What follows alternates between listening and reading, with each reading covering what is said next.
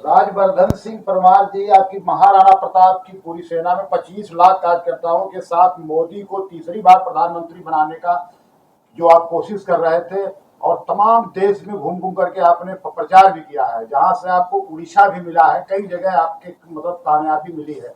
अब जो है कि एनडीए गठबंधन जो है कि प्रधानमंत्री नरेंद्र मोदी को अपना नेता चुन चुका है। आज वो अपना समर्थन पत्र देने शायद राष्ट्रपति के पास जाएंगे, क्या कुछ कहना है? सर्वप्रथम तो देश के यशस्वी प्रधानमंत्री आदरणीय नरेंद्र मोदी जी को विधायक दल का सांसद और नेता चुने जाने पर मैं बधाई देता हूं। बनारस की बाबा विश्वनाथ की नगरी से वो तीसरी बार सांसद निर्वाचित हुए हैं, इसके लिए बधाई देना चाहता हूं। और यह लोकतांत्रिक व्यवस्था है। मैं जो देश के मतदाताओं ने एक माइंडेट दिया है भारतीय जनता पार्टी के सहयोगियों को, मुझे पूर्ण उम्मीद है कि मोदी जी के चेहरे पर इस बार हम सभी ने चुनाव लड़ा। महाराणा प्रताप सेना बनारस में, हरदोई में, मिश्रिक में, शाहजहांपुर में, और उसके बाद मेरा प्रवास उड़ीसा में रहा, छत्तीसगढ़ में रहा। छत्तीसगढ़ में 11 सीटें हैं, जिसमें 10 भारतीय जनता पार्टी के खाते में महाराणा प्रताप सेना की राज्य इकाई ने जिताने का काम किया। उड़ीसा की राज्य इकाई, उड़ीसा राज्य से ही मेरे युवा के राष्ट्रीय अध्यक्ष वहाँ रहने वाले हैं उड़ीसा के, और पुरी में हमने बहुत मेहनत की। संबित पात्रा जी आज चुनाव जीत चुके हैं, पिछली बार हार गए थे। इस बार निश्चित तौर पर यह सभी की सरकार है, और महाराणा प्रताप सेना मोदी जी की चलाई जा रही योजनाओं को पूरे भारत में जन जन तक पहुंचाने का काम करेगी। मजार मुक्त भारत और लव जिहाद मुक्त भारत और नशा मुक्त भारत की जो मुहिम है वो निरंतर चलती रहेगी, क्योंकि सरकार मजबूती के साथ पायदान पे खड़ी है। और ये जो गदा है, इसी गदे से अनधिकृत मस्जिदें, अनधिकृत मजारे तोड़ी जाएंगी, और अजमेर की दरगाह नहीं, हमारा पवित्र हिंदू मंदिर है। जैसे ही नई सरकार बनेगी, महाराणा प्रताप सेना का संस्थापक अध्यक्ष होने के नाते नवनियुक्त प्रधानमंत्री आदरणीय नरेंद्र मोदी जी को मैं चिट्ठी लिखकर पुनः सर्वे कराने की मांग करूंगा। एक सवाल और है, तो अभी जो सरकार बन रही है उसमें सेकुलर कई पार्टियां हैं, वो हो सकता है ये काम आपको ना करने दें। क्या लगता है कि आप इस तरीके का जो आप बयान दे रहे हैं वो सार्थक साबित होगा? भारत हिंदुओं का देश है। फजर, जोहर, असर, मगरिब, ईशा की नमाज पढ़ने वाला मुसलमान हमारा भाई है। शाहजहां, अकबर, हुमायूं, इन सबके नाम पर जो रोडे हैं उनके नामकरण मैंने बहुत पहले कर दिए हैं। दिल्ली मुगल मुक्त बनेगी। मौलवियों को वेतन है तो पुजारियों को भी मिले। सनातन धर्म बोर्ड का गठन हो।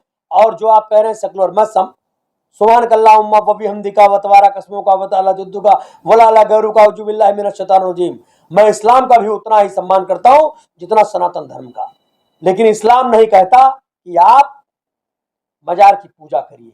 औजुबिल्लाहि मिनश शैतानिर रजीम और बिस्मिल्लाहिर रहमानिर रहीम, वास्ते अल्लाह के मुख में रकाब शरीफ की तरफ। तो जहां तक मेरी आवाज जा रही होगी, मैं उन लोगों से भी कहना चाहता हूं, नॉट चादर नो फादर। भारत हिंदुओं का देश है, इस देश में रहना है तो जय श्री राम कहना होगा। मैं आपको बता दूं, अयोध्या में जहां राम का भव्य मंदिर बना है, वहां आज समाजवादी पार्टी जीत गई है। अजमेर में जहां दरगाह है, वहां मेरी मुहिम लाई है, लोगों को रंग लाई है। वहां भागीरथ चौधरी जी को भारी से भारी मतों से जिता के वहां के लोगों ने भेजा है, क्योंकि लोगों की आस्था मोदी जी में है। लोगों की आस्था शिक्षा, स्वास्थ्य, रोजगार में है। राजवर्धन जी, मगर इस बार विपक्ष मजबूत है, क्या लगता है हम कि स्वागत मोदी जी बड़े फैसले ले पाएंगे? हम स्वागत करते हैं विपक्ष मजबूत है। मैं राहुल गांधी जी से भी कहना चाहूंगा कि मेरी मुहिम लव जिहाद मुक्त भारत, नशा मुक्त भारत, मजार मुक्त भारत में कांग्रेस और विपक्षी पार्टियों को भी मेरा समर्थन करना चाहिए। इस बार 26 से ज्यादा सांसद मुस्लिम समाज से चुनकर अच्छी बात है, लोकसभा मैं उनका भी स्वागत करता हूं। लोकसभा पहुंचे हैं। क्या लगता है जो आज आपके बयान हैं उन्हें देखकर वो क्या कहेंगे? मैं उनका भी स्वागत करता हूं, उनको भी बहुत बहुत शुभकामनाएं देता हूं, बधाई देता हूं। कुल वल्लाहु अहद अल्लाहु समद लम यलिद वलम युलद कुफुवन अहद। अगर वो मुस्लिम है तो कुरान तो पढ़ी ही होगी, और अगर कुरान पढ़ी होगी तो मजारों पे जाना हराम फरमाया है मोहम्मद सल्लल्लाहु अलैहि वसल्लम ने। आने वाले जो नई जनरेशन है उन्हें क्या मैसेज देना चाहेंगे?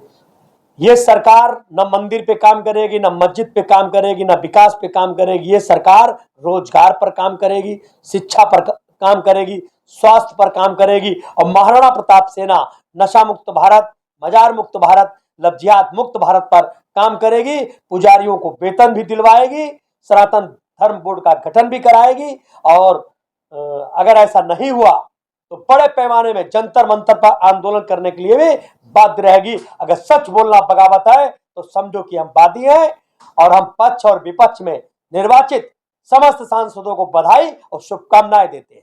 कुछ महीने बाद 5 राज्यों के चुनाव, इसमें दिल्ली भी है। क्या लगता है जो ये मुहिम चली है दिल्ली में कितना रंग लेके आएगी? दिल्ली में रंग आएगा।